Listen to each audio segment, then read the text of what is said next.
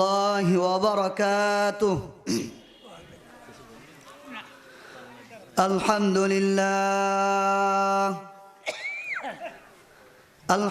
لله نحمده ونستعينه ونستغفره ونؤمن به ونتوكل عليه ونعوذ بالله من شرور أنفسنا ومن سيئات أعمالنا. من يهده الله فلا مضل له ومن يضلله فلا هادي له. ونشهد أن لا إله إلا الله وحده لا شريك له أرسله بالحق بشيرا ونذيرا وداعيا إلى الله بإذنه وسراجا منيرا. أما بعد فأعوذ بالله من الشيطان الرجيم. بسم الله الرحمن الرحيم. يا أيها الذين آمنوا اتقوا الله حق تقاته ولا تموتن إلا وأنتم مسلمون. وقال النبي صلى الله عليه وسلم لا يلج النار رجل بكى من خشية الله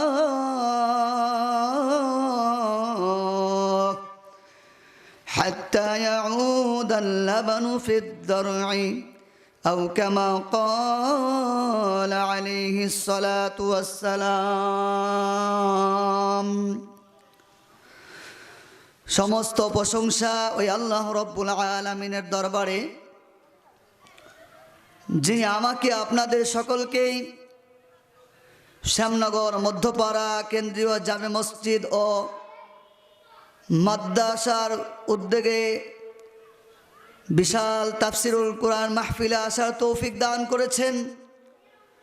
সে মহান রব্বুল আলামিনের দরবারে শুকরিয়া আদায় করে সকলে বলি আলহামদুলিল্লাহ। সাইয়্যিদুল মুরসালিন সাইয়্যিদুল কাউনাইন রাহমাতুল লিল আলামিন সে নবীর প্রতি একবার দুরূদ পাঠ করি, সকলে বলি সাল্লাল্লাহু আলাইহি ওয়াসাল্লাম। তো আমি আপনাদের সামনে যে আয়াতে কারিমা তেলাওয়াত করেছি, এই আয়াতের মধ্যে আল্লাহ রব্বুল আলামিন গুরুত্বপূর্ণ দুটি কথা তিনি আমাদেরকে জানিয়ে দিয়েছেন।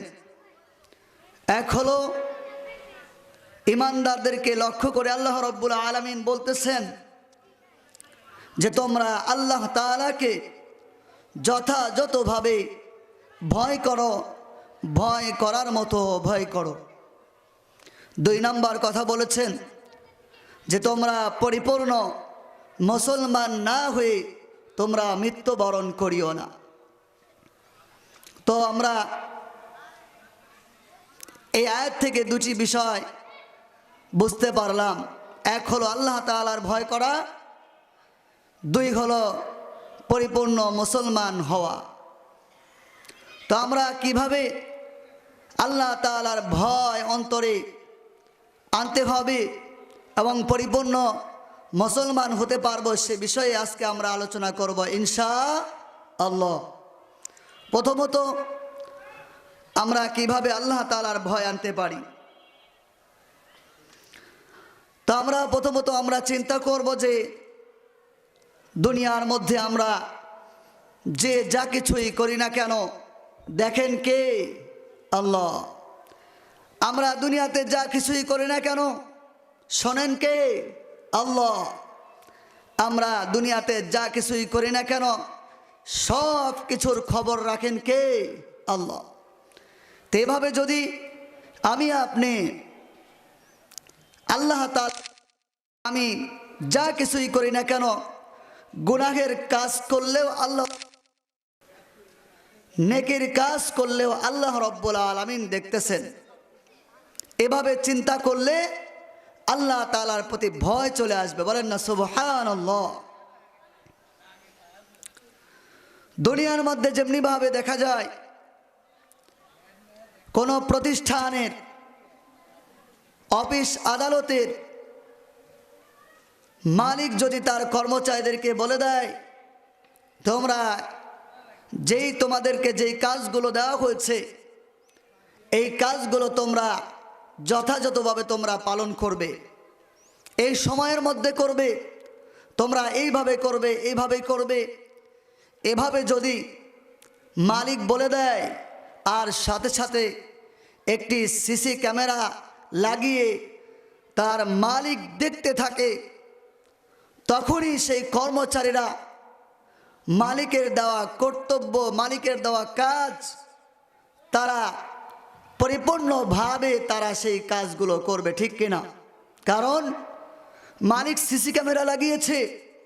আমি যদি মালিকের কাজগুলো সঠিকভাবে না করি, মালিক দেখতেছেন। আমি যদি সঠিকভাবে দায়িত্ব পালন না করি, কাজে অবহেলা করি, মালিক দেখতেছেন। এই কর্মচারীরা তখন এই চিন্তা ভাবনা মনের মধ্যে এনে তারা মালিকের কাজগুলো পরিপূর্ণভাবে সময় মতো আদায় করবে, ঠিক কিনা?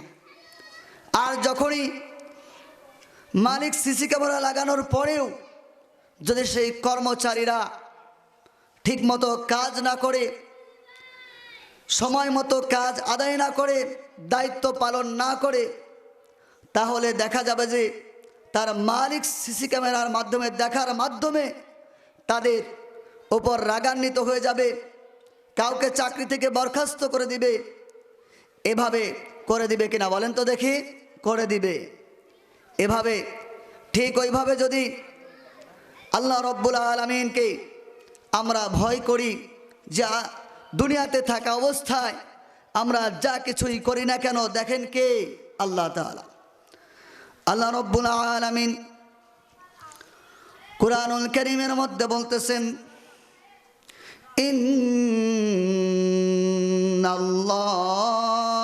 ইন্নাল্লাহা কানা বিকুল্লি শাইইন আলিমা। ওহে দুনিয়ার বান্দা বান্দিরা, তোমরা দুনিয়ায় থাকা অবস্থায় যা কিছু করো না কেন আমি আল্লাহ রব্বুল আলামিন তোমাদের সমস্ত কাজের ব্যাপারে আমি জানি। বলেন না সুবহানাল্লাহ। আল্লাহ তাআলা অপর আয়াতের মধ্যে বলতেছেন, আল্লাহু বিমা তা'মালুনা খবীর। আল্লাহ তাআলা জানিয়ে দিচ্ছেন, বান্দা বান্দিরা রে, তোমরা দুনিয়ায় থাকা অবস্থায় যা কিছুই করো না কেন সব কিছুর ব্যাপারে আমি আল্লাহ রব্বুল আলামিন খবর রাখি। বলেন না সুবহানাল্লাহ। আল্লাহ তাআলা অপর এক আয়াতের মধ্যে জানিয়ে দিচ্ছেন, আল্লাহু বিমা তা'মালুনা বাসীর। আল্লাহ তাআলা জানিয়ে দিচ্ছেন, বান্দা বান্দিরা রে, দুনিয়ায় থাকা অবস্থায় তোমরা যা কিছুই করো না কেন আমি আল্লাহ রব্বুল আলামিন সব কিছু দেখতেছি। বলেন না সুবহানাল্লাহ। তাহলে বলেন তো দেখি, আল্লাহ রব্বুল আলামিন সব কিছু দেখেন কি না? সব কিছু দেখেন। এখন আমি যদি মনে করি যে না, আল্লাহ রব্বুল আলামিন আমাকে দেখতেছে না, আমি অন্ধকারের মধ্যে গুনাহের কাজ করে যাচ্ছি, আমাকে আল্লাহ তাআলা দেখতে পারেন না, এটা আমাদের আল্লাহর প্রতি ভুল ধারণা হয়ে যাবে। অর্থাৎ আল্লাহ রব্বুল আলামিন কোরআনের মধ্যে জানিয়ে দিলেন যে আমি তোমাদের সব কিছু জানি, দেখি এবং শুনি এবং তোমাদের সর্ব বিষয়ে তোমাদের আমি খবর রাখি। বলেন না সুবহানাল্লাহ। তো আমরা সব সময় মনে রাখবো, অন্ধকারের মধ্যে হোক, চার দেওয়ালের মধ্যে হোক, কেউ দেখুক চাই না দেখুক, দেখেন কে? আল্লাহ তাআলা। কে দেখেন? আল্লাহ তাআলা।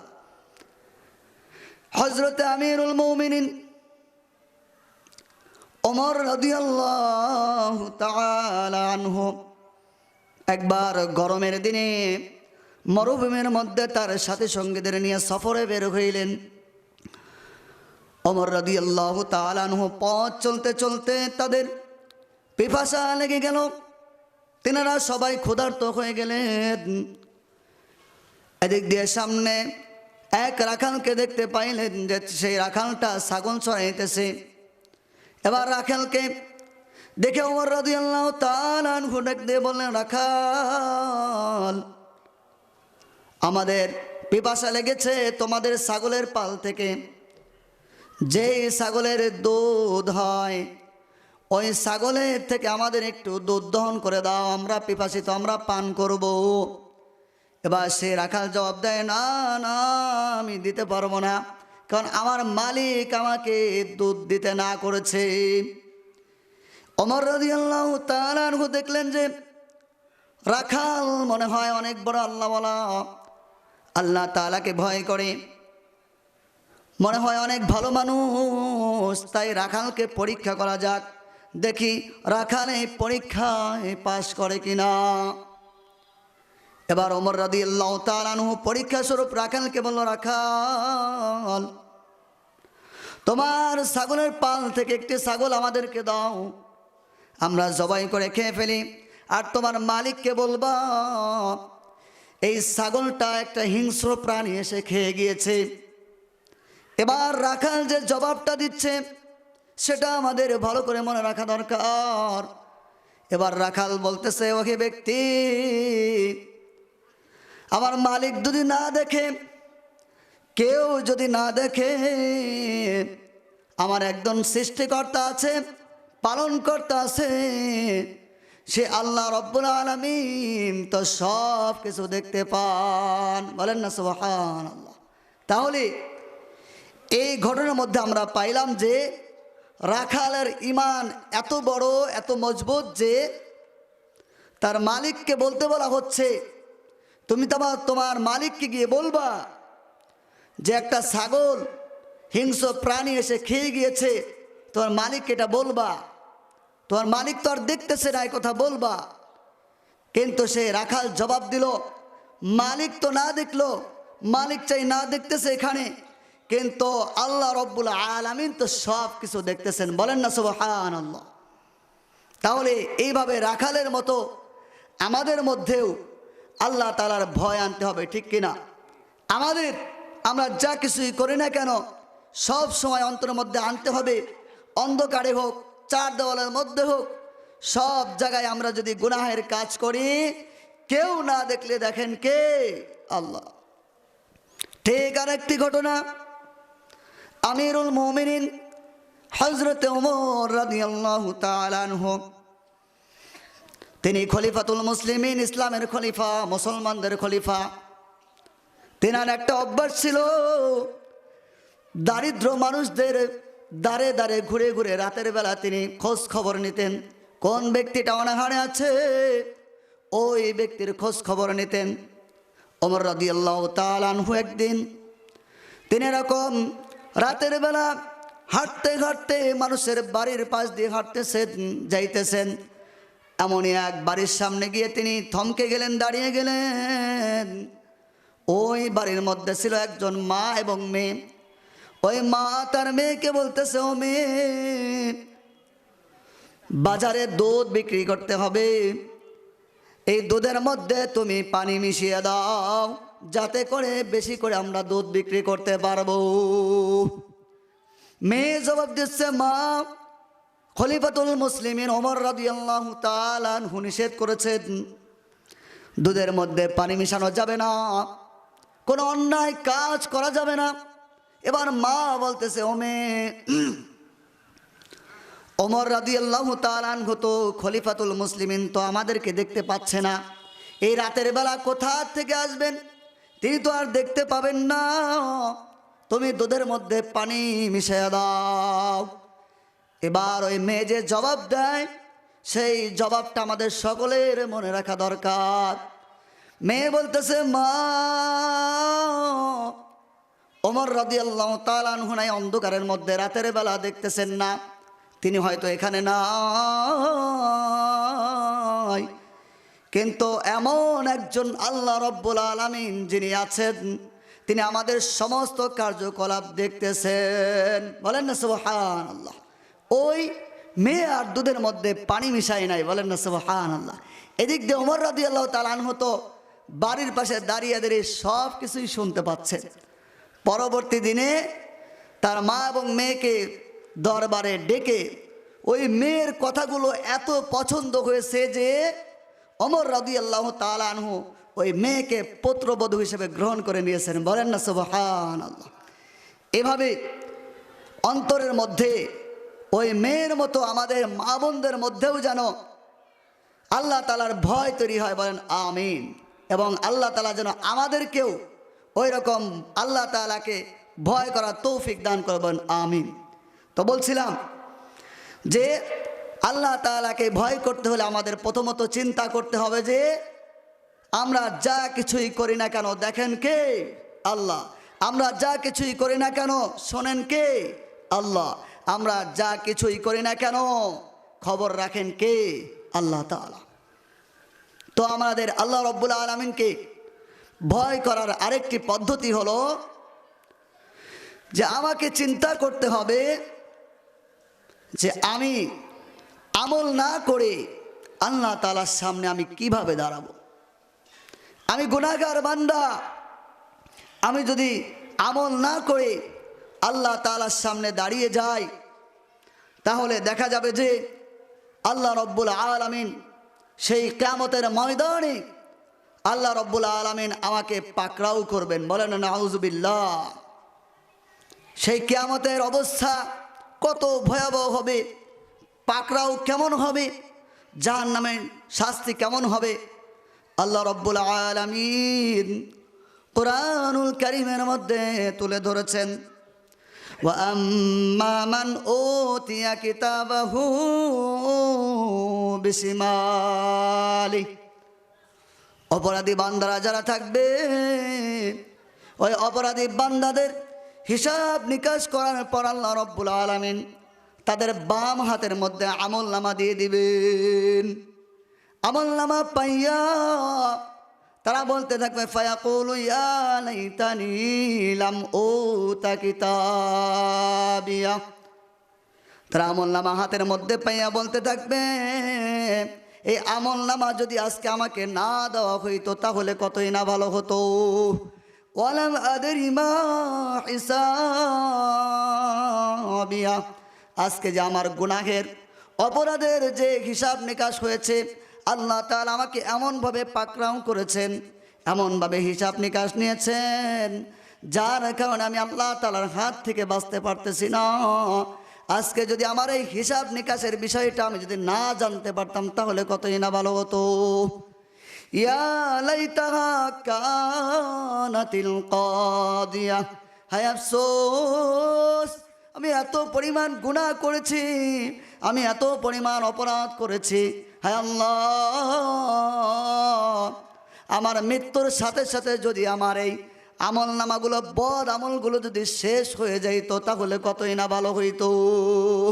দুনিয়ার মধ্যে থাকা অবস্থায় আমি নামাজ পড়ি নাই, রোজা রাখি নাই, হজ করি নাই, যাকাত দেই নাই, ভালো কোনো কাজ করি নাই, শুধু গুনাহ আর গুনাহ করে এসেছি, যার কারণে আল্লাহ রব্বুল আলামিন আমাকে পাকড়াও করেছেন। বলেন না নাউযুবিল্লাহ। এইভাবে আফসোস করতে করতে আরো সে বলবে, মা আগনা আন্নি মালিয়া। হে আল্লাহ, দুনিয়াতে থাকা অবস্থায় আমি কত ধন সম্পদ, টাকা পয়সা উপার্জন করেছি, গাড়ি করেছি, বাড়ি করেছি, আমার সন্তানাদিদেরকে টাকা পয়সা দিয়ে কত বড় বড় চাকরিজীবী বানিয়েছি, কিন্তু আমি নিজে আমল করি নাই। আল্লাহ, সেই সম্পদ আমারও কোনো কাজে আসলো না। এভাবে আফসোস করতে বলতে থাকবে, আরো বলতে থাকবে, মা আগনা আন্নি মালিয়া হালাকা আন্নি সুলতানিয়া। ওহে আল্লাহ, দুনিয়াতে থাকা অবস্থায় আমি অনেক প্রভাবশালী নেতা ছিলাম, অনেক প্রভাবশালী রাজা বাদশাহ ছিলাম, অনেক প্রভাবশালী আমি এমপি ছিলাম, চেয়ারম্যান ছিলাম, অনেক প্রভাবশালী আমি গ্রামের মাতব্বর ছিলাম, যে আমার প্রভাবের কারণে আমার সামনে কেউ কথা বলার সাহস পাইত না। যেই প্রভাবশালীর কারণে আমার সামনে দিয়ে কেউ জোরে করে কথা বলতে পারতো না। এমন প্রভাবের কারণে আমি দেখিয়েছি, আমার প্রভাব আমি দুনিয়ার মধ্যে খাটিয়েছি। কাউকে বলেছি ওকে মারো, কাউকে বলেছি ওকে ধরো, কারো জমি আমি ছিনিয়ে নিয়েছি, কারো সম্পদ আমি ছিনিয়ে নিয়েছি। এইভাবে প্রভাব খাটিয়ে আমি এইভাবে দুনিয়ার মধ্যে সব সময় চলাফেরা করেছি আল্লাহ, কিন্তু তোমার ইবাদত আমি করতে পারি নাই। হে আল্লাহ, সেই প্রভাবশালিতা, সেই রাজা বাদশাহিতা, সেই শক্তিশালিতা আমার আজকে সব কিছু ধ্বংস হয়ে গেল, সেই কোনো কিছুই আমার কোনো কাজে আসলো না। বলেন নাউযুবিল্লাহ। এভাবে বান্দা, অপরাধী বান্দা সেই কিয়ামতের ময়দানে আফসোস করতে থাকবে। আল্লাহ তাআলা বলেন তোমার আফসোসের কোনো কাজে আসবে না। এবার আল্লাহ তাআলা সেই জাহান্নামের ফেরেশতাদেরকে ডাক দিয়ে বলবেন, খুযূহু ফাগুল্লু। আল্লাহু আকবার। আল্লাহ তাআলা বলতেছেন, ওহে ফেরেশতারে, এই অপরাধী বান্দাদেরকে পাকড়াও করো, শিকল দিয়ে তার গলায় বেরি পরিয়ে দাও।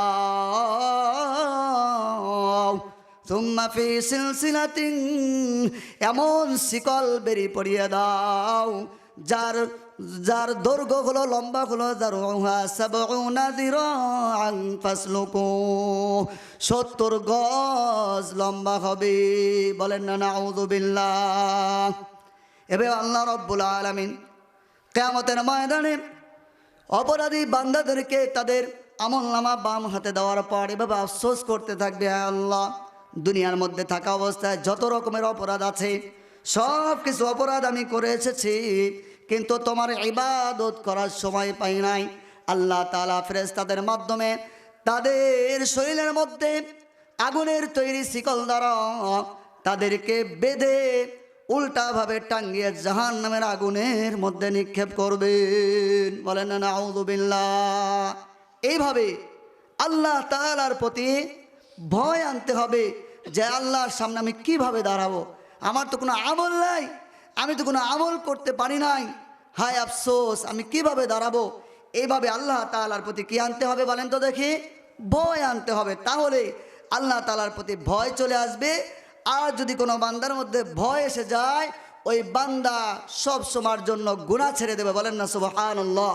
আর গুনাহ ছেড়ে দিয়ে সে আমল করা শুরু করে দিবে। আর যে ব্যক্তি আমল করবে ওই ব্যক্তিটাই প্রকৃত মুসলমান হয়ে যাবে। বলেন না সুবহানাল্লাহ।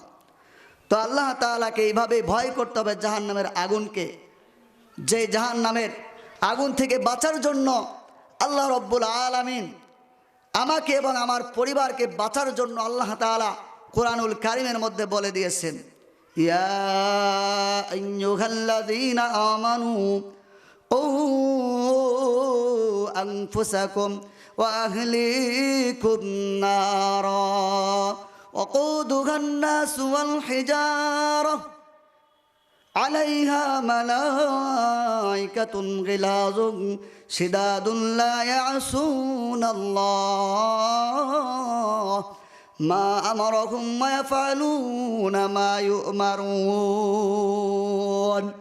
আল্লাহ তাআলা জানিয়ে দিচ্ছেন, ওই ইমানদার বান্দারা, তোমরা নিজেরা জাহান্নামের আগুন থেকে বাঁচো এবং তোমাদের পরিবারজনকেও জাহান্নামের আগুন থেকে বাঁচাও। এখানে আল্লাহ রাব্বুল আলামিন বলতেছেন, তুমি নিজে নামাজ পড়লে হবে না, রোজা রাখলে হবে না, যাকাত দিলে হবে না, সৎ কাজ করলে হবে না, পরিবারদেরকেও নামাজের আদেশ দিতে হবে, রোজার আদেশ দিতে হবে, ভালো কাজের আদেশ দিতে হবে, ঠিক কিনা? তাহলে যদি আমি আপনি আমার পরিবারকে নামাজের আদেশ দিতে পারি, নেক কাজের আদেশ দিতে পারি, তাহলে ওই জাহান্নামের আগুন থেকে আমিও বাঁচতে পারবো, আমার পরিবারদেরকেও জাহান্নামের আগুন থেকে বাঁচাইতে পারবো, ঠিক কিনা? যদি না বাঁচাই তাদের অবস্থা কি হবে?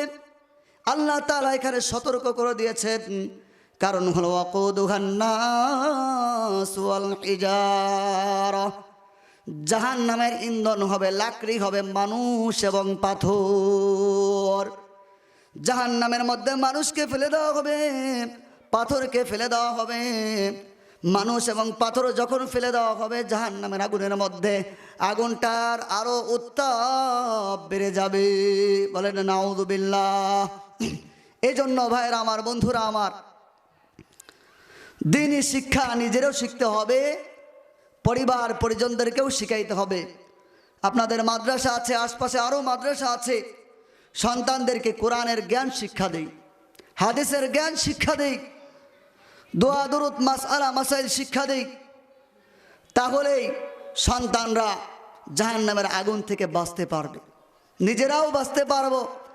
আর যদি আমি আপনার সন্তানদেরকে ধর্মীয় জ্ঞান শিক্ষা না দেই, কোরআনের জ্ঞান শিক্ষা না দেই, হাদিসের জ্ঞান শিক্ষা না দেই, সেই আমাদের আদরের কলেজার টুকরা সন্তানরা জাহান্নামের আগুনের মধ্যে জ্বলবে। এটাকে আমরা কেউ সহ্য করতে পারবো? বলেন, সহ্য করতে পারবো? পারবো না। তাহলে আমাদের প্রত্যেকের দায়িত্ব হলো যে আমাদের সন্তানাদিদেরকে দ্বীনি শিক্ষায় শিক্ষিত করতে হবে। আল্লাহ তাআলা সকলকে তৌফিক দান করবেন, আমিন।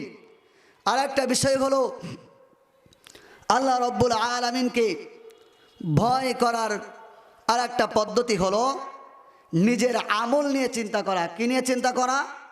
নিজের আমল নিয়ে চিন্তা করা, যে আমি কি আমল করতেছি আর কি গুনাহের কাজ করছি, কতটুকু আমল আমি আখিরাতের জন্য, পরকালের জন্য পাঠিয়েছি, কতটুকু আমল আমি পরকালের জন্য জমা করে রেখেছি, রেডি করে রেখেছি, যে আমল দিয়ে আমি জাহান্নামের আগুন থেকে বাঁচতে পারবো, যে আমল দিয়ে আমি জান্নাতে যেতে পারবো, কতটুকু আমল আমি করতে পেরেছি। এইভাবে চিন্তা ফিকির যদি আমি আপনি করতে পারি, তাহলে দেখা যাবে যে যদি আমার দ্বারা গুনাহের কাজ বেশি হয়ে থাকে, কিন্তু এটা চিন্তা করার কারণে আমি আপনি এক সময় দেখা যাবে যে আমার আমলের প্রতি বেশি আগ্রহ জেগে যাবে, ঠিক কিনা? আল্লাহ রব্বুল আলামিন বলতেছেন, ইয়া আইয়ুহাল্লাযীনা আমানুত্তাকুল্লাহ। আল্লাহ তাআলা বলছেন, হে ঈমানদার বান্দারা, তোমরা আমি আল্লাহ রব্বুল আলামিনকে ভয় করো।